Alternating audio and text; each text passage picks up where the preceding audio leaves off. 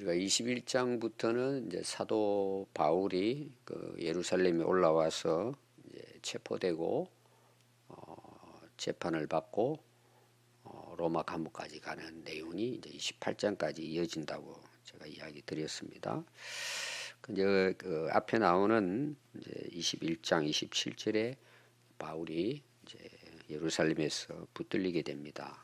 그리고 폭동이 일어나가지고 이제 바울을 죽이려고 할 때 천부장이 알고는 이제 그를 구해서 영내로 데리고 들어가는데 바울이 요청을 합니다. 내가 변명하겠다. 내 할 말이 있다. 그리고 이제 청계에 올라가서 히브리 말로 자기가 하고 싶은 말을 하게 합니다. 그래서 오늘 1절을 보면은 부형들아 모여있는 소동을 일으킨 유대인들이죠. 내가 지금 여러분 앞에서 변명하겠다. 바울이 꼭 하고 싶은 말이 있는 거죠. 그러면서 오늘 2절 보니까 그들이 그가 히브리 말로 말을 함을 듣고 조용히 듣게 됐다. 이런 내용입니다. 자, 바울은 헬라 말도 잘하고 또 히브리 말도 잘 하게 됩니다. 그 변명이라는 말은 방어한다는 뜻입니다. 말로 자기가 가지고 있는 그 지금의 상황을 사람들에게 이야기하는 거죠. 다시 말하면 내가 잘못한 게 없다. 말로 방어하는 그런 히브리 말의 뜻이 있습니다. 그리고는 이제 여기서 히브리 말로 하는 의도가 있겠죠. 그것은 나도 유대인이다. 자기 자신에 대해서 이제 그들에게 이야기하면 어때요? 사람들이 이제 듣겠죠. 그리고 히브리 말을 잘하니까. 그래서 거기 오늘 내용을 보면은 조용한지라, 더욱 조용한지라. 그럼 왜 바울이 변명했을까요? 그게 이제 지금부터 나오는 내용이에요. 그럼 우리가 되게 재판을 받는데 잘못한 게 없는데 지금 막 소동이 일어났잖아요. 어제 제가 이야기했죠. 충동질을 한단 말이에요. 선동을 해가지고 죽이는 거죠. 어떻게 보면 이제 뭐 우리 공산주의로 말하면은 인민재판이죠. 그냥 죽여라. 저 나쁜 놈이야. 그럼 죽이는 거예요, 그냥. 그럼 누가 또 일어나서 어떻게 해요? 이러이러한 못된 짓을 했다. 저놈은 아주 나쁜 놈이야. 죽여야 돼. 그러면 우리가 이제 그 법이라고 하고 재판이라는 게 뭐예요? 거기에 대해서 예를 들어서 고소하는 사람이 있고 변호하는 사람이 있죠. 그래서 법적인 다툼을 이제 가지죠, 재판을. 그렇게 해도 사람을 죽이는 건 함부로 하면 안 되죠. 그게 될 수 있는 일이 아니잖아요. 우리가 오늘날도 뭐 재판하면서 무조건 죽여라. 그리고 저 사람 못된 사람이야. 내가 증인이야. 이러면 증인이 있어도 그 법에는 뭐예요? 그게 진짜인지 사실인지 확인을 해야 돼요. 지금 여러분 한번 보십시오. 얼마나 거짓말을 많이 하는 시대입니까? 지금 우리나라 특별히. 증인이 많다고 사실이 아니에요. 확인을 해야 돼요. 그게 맞는 말인지. 지금 우리나라 보면 아수라장이에요. 이게 뭐가 옳은지 그런지 국민들이 헷갈리죠. 지금 우리나라 같은 경우 보면. 근데 여기에는 지금 그냥 죽이라는 거예요. 지금 이들이 누구예요? 유대인들이에요. 그럼 유대인들은 뭐가 있죠? 율법이 있습니다. 하나님의 법이 있어요. 또 로마가 지배를 해요. 로마 법이 있어요. 두 개를 다 지켜야 돼요. 특히 사람을 죽인다는 것은 그냥 사람들이 소동이 일어나서 저놈 죽여라. 나쁜 놈이야. 그리고 거짓 증인 세워가지고 이래서 죽여. 이게 죽이려고 하는 거예요, 지금. 그 유대인들은 하나님을 믿고 하나님의 선한 법을 가지고 있는데 또 레위기에 다 법이 나오잖아요. 남의 거 훔쳤을 때도 법에 따라서 다 이게 돼 있어요. 사람들이 충동에 선동에 휩쓸려 버리면 하나님도 없고 세상도 없어요. 그냥 죽이는 거예요. 근데 거기에 대해서 바울이 변명을 한단 말이에요. 그럼 변명을 하는 입장에서는 어떻게 변명을 해야 살아날 수 있어요. 자기가 이러해서 나는 잘못이 없다. 다시 더 말하면은 좋게 이야기해야 되겠죠. 그들에게. 나 좀 살려주시오. 예를 들어 나는 진짜 이런 사람이 아니다. 살기 위해서 변명을 하잖아요. 그러면 사도 바울의 변명은 어떨까라는 거예요. 이게 사실은 마지막 바울의 끝날 때까지 사도 바울의 모습이고, 그리고 지금까지 붙들리기까지 사도 바울이 왜 여기 붙들려서 죽이려고 하는 이 상황까지 오게 됐느냐, 이걸 이야기하는 거예요. 그럼 이야기하면은 그걸 서술을 잘 해가지고 나는 잘못이 없다, 이렇게 사실 따져야 되잖아요. 근데 실제로 사도 바울은 변명이 뭘 것 같아요, 여러분? 복음 증거예요. 이게 굉장한 거예요. 이게 변명 내용입니다. 그러니까 바울의 지금 생각은 뭘까요? 사람들이 많이 모였잖아요. 기회로도 본 거예요. 지금 죽고 사는 문제예요. 이게 뒤에 실제로 재판 받는데도 똑같은 내용이 나와요.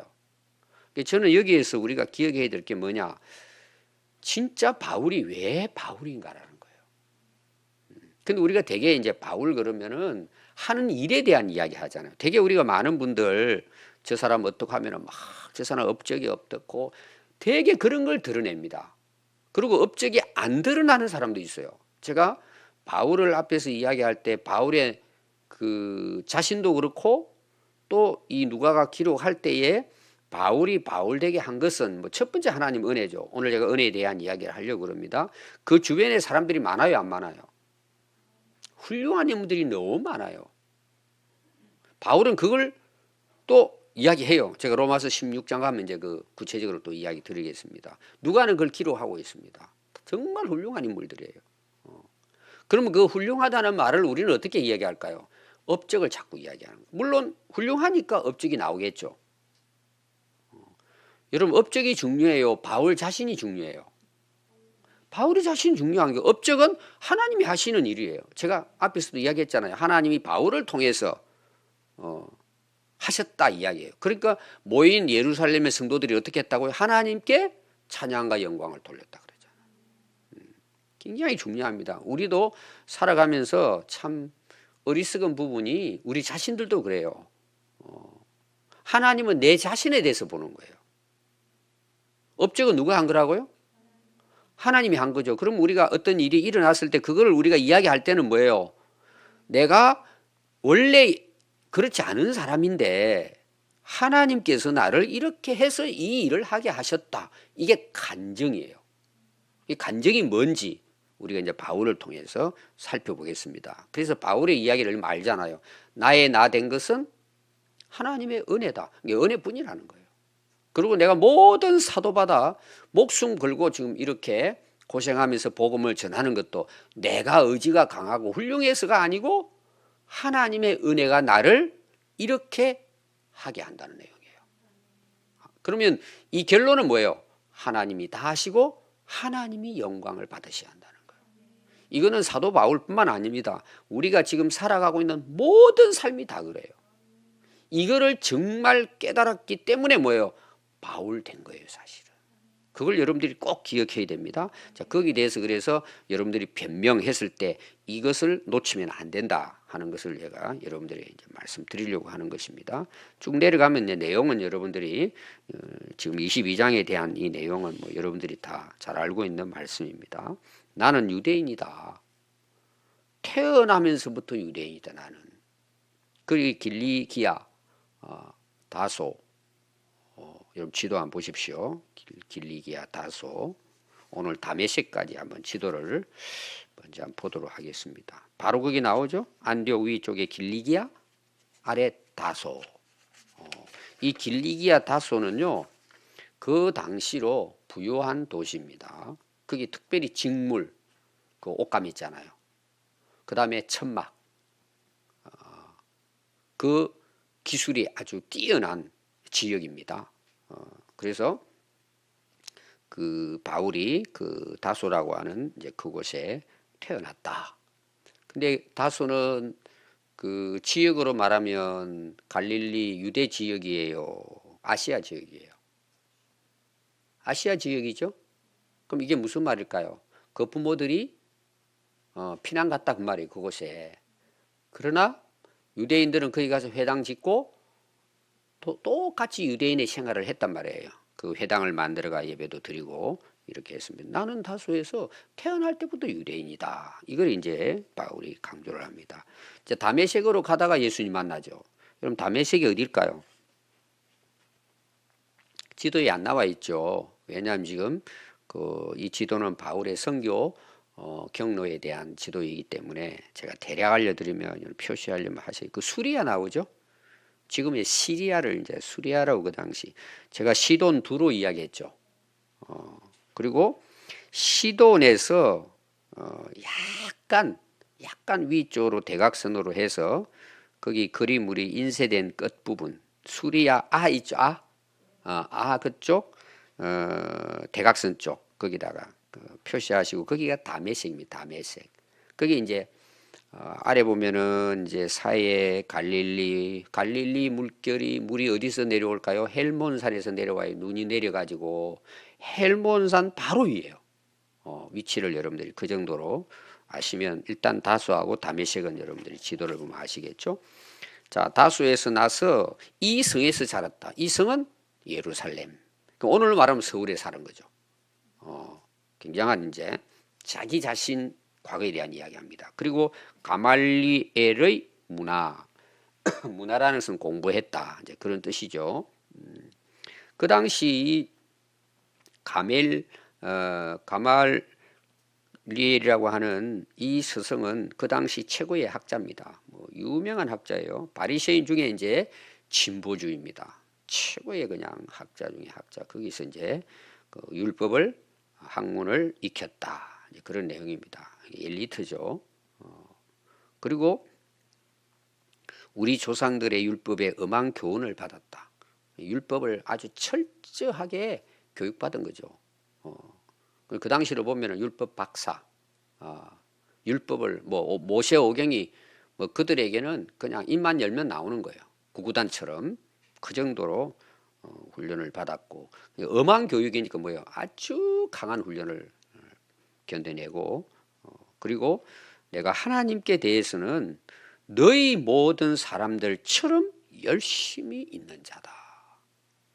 그 율법의 그런 그 훌륭한 교육을 다 받았기 때문에 나는 하나님께 대해서 아주 당신들 못지않게 그렇게 열심히 하나님을 섬겼던다다. 그럼 이 열심은 뭘 것 같아요? 이제 4절부터 나옵니다. 이 율법에 어긋나는 사람 나는 돌아다니면서 잡아서 감옥에 가두고 죽이는데 내 앞잡이였다. 이렇게 내가 열심을 했다. 하나님의 이름을 더럽힌다 생각하고 예수님을 증거하는 이 부활의 도를 증거하는 자들을 박해하고 옥에 넘겼다. 또 5절 보니까 얼마나 내가 열심히 했는가. 대제사장과 모든 장로들에게 내가 공문을 받아가지고 다메섹까지 가서 그들을 끌고 와가지고 감옥에 집어넣으려고 내가 열심히 했다. 누가 증인이에요? 공문을 써준 대제사장이 증인이자 나를 안다는 거예요. 어떤 인물인가를 내가 옛날에 유대인으로 얼마나 열심히 했는가를 그들은 너무나 잘 알고 있다. 그리고 내가 다메섹을 향해서 가는 중에 6절이죠. 가까이 갔을 때 오정쯤 되어 난 12시입니다. 가장 밝을 때죠. 갑자기 하늘로부터 큰 빛이 둘러 나를 비췄다. 내가 땅에 엎드려져서 소리를 들어보니까 사울아 사울아 네가 왜 나를 핍박하느냐. 일단 빛을 본 것도 이게 놀라운 일이고 하늘의 음성을 듣게 됩니다. 그래서 너무 놀래가 그게 엎드려졌다 나오는데 원래 그 히브리어의 그 헬라의 뜻이 뭐냐 하면은 꼬꾸라지다 이런 뜻. 여러분 알죠? 갑자기 막 꼬꾸라지는 게 있잖아요. 꼬꾸라지 쓰러졌다는 내용입니다. 근데 소리가 들리는 거예요. 사울아 사울아 네가 왜 나를 핍박하느냐. 나는 대답했다. 주님 당신이 누굽니까? 막 하늘의 음성이 들리니까 나는 네가 박해하는 나사렛 예수라. 자, 여러분들이 그 예수님 해도 되는데 나사렛이라는 말을 이제 그 같이 쓸 때가 있잖아요. 여러분 나사렛이라는 용어를 왜 썼을까요?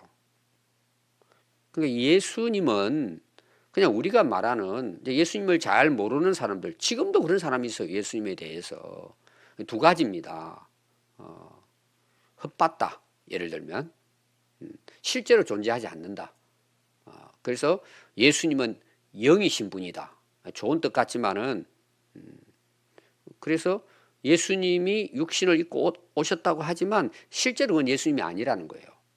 예수님은 하나님이시기 때문에 영적인 존재다. 이런 영적인 부분을 이제 강조하는 부분이 있어요. 우리가 이제 신학적으로 논쟁 중에 뭐 초기 때는 굉장했습니다. 이것이 또 어떤 사람은 예수님은 원래 나사렛 출신인데 그냥 메시아로 예수님이 훌륭하니까 그래서 그리스도로 세운 거다. 뭐 이런 두 가지 이제 유예요. 근데 성경이 말하는 예수님은 어떤 분이에요? 하나님의 아들이시면서 사람으로 오신 분이에요. 그래서 사람의 아들이에요.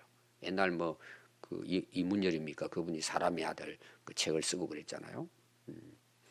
그러니까 나사렛이란 여기 지명이 들어간 것은 실제로 예수님은 육신을 입고 오신 역사적인 인물이다. 여러분 역사적인 인물이라는 것도 신학적인 용어하고 또 다른 의미가 있습니다. 이것이 성경이 말하는 예수가 아니고 실제로 나사렛에 태어난 그 인간 예수가 뭐냐 그걸 연구하자. 그게 역사적 예수에 대한 그게 이제 또 신학적으로 굉장히 이제 지금까지도 흘러내려오는 하나의 그 흐름이에요. 그 부분이 예수님은 하나님이 아니라는 내용이에요. 근데 여기서 이 바울이 강조하는 건 뭐예요? 자, 부활하신 예수님 나타나셨죠 지금. 자기는 부활하신 예수님이 가짜라 그러고 그걸 도를 전하는 자들을 죽이려고 앞잡이였는데 부활하신 예수님이 자기에게 나타나셔서 말씀하신 거예요.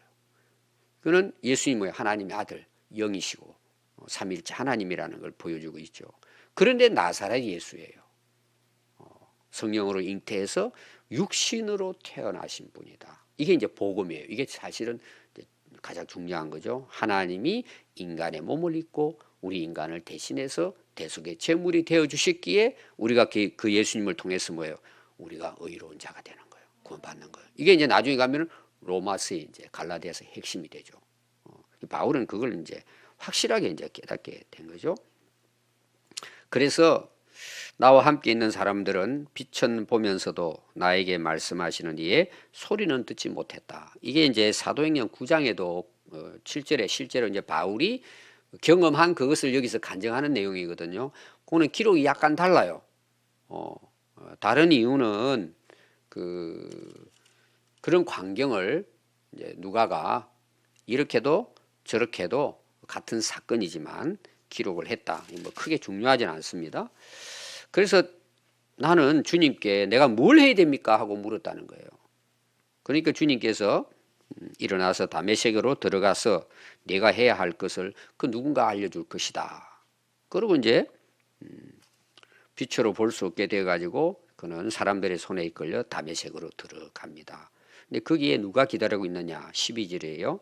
율법에 따라 경건한 사람으로 거기 사는 모든 유대인들에게 칭찬을 듣는 아나니아가 있다는 거예요. 다메섹에 이 다메섹이라고 하는 도시는 그 당시뿐만 아니라 이거는 구약에서부터요 고대 도시입니다. 굉장히 오래된 도시예요. 다마스커스라 그러죠. 지금의 말로는 굉장히 유명한 도시가 이 다메섹입니다. 그 당시. 근데 그 유대인들이 그 나라를 잃어버리고 다 피신했다 그랬죠. 흩어졌잖아요.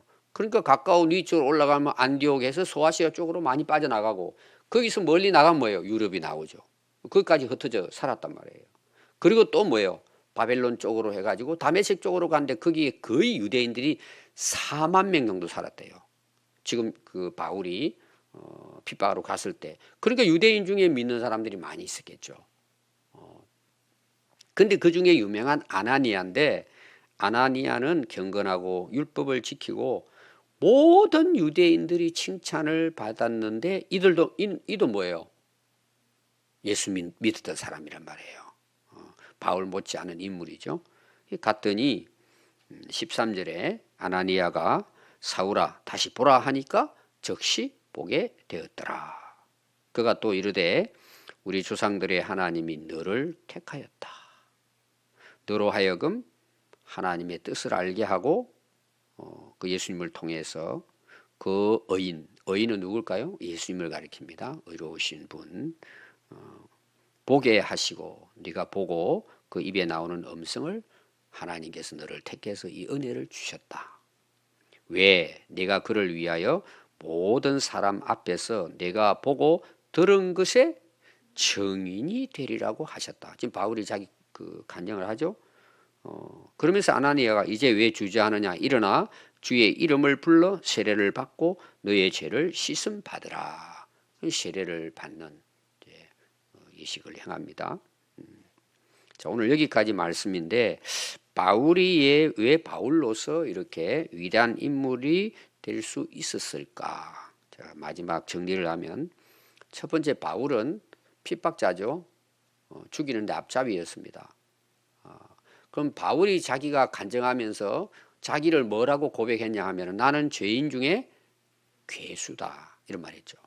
두목이란 말이에요. 그러니까 하나님이 심판을 하신다면 바울이 1번이에요. 어떻게 보면 괴수니까 두목부터 죽이잖아요. 나는 그런 죄인이다. 그런데 뭐예요? 두 번째, 부활하신 예수님이 나를 찾아오셨다. 자, 우리가 성경에서 말하는 은혜가 제가 뭐라 그랬죠?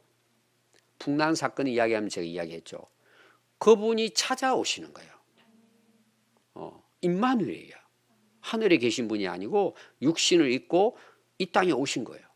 근데 그분이 바울 입장에서는 나를 찾아오셨다는 거예요. 그럼 이게 은혜예요, 은혜. 나의 나 된 것. 우리도 마찬가지죠. 세 번째가 뭐냐? 하나님이 나를 택하셨다. 그걸 지금 설명한 거예요. 왜 택하셨다고요? 네가 보고 들은 증인이다 너는. 앞으로 너를 내가 증인으로 사용하겠다. 거기서 끝나지 않고 바울이 뭐예요?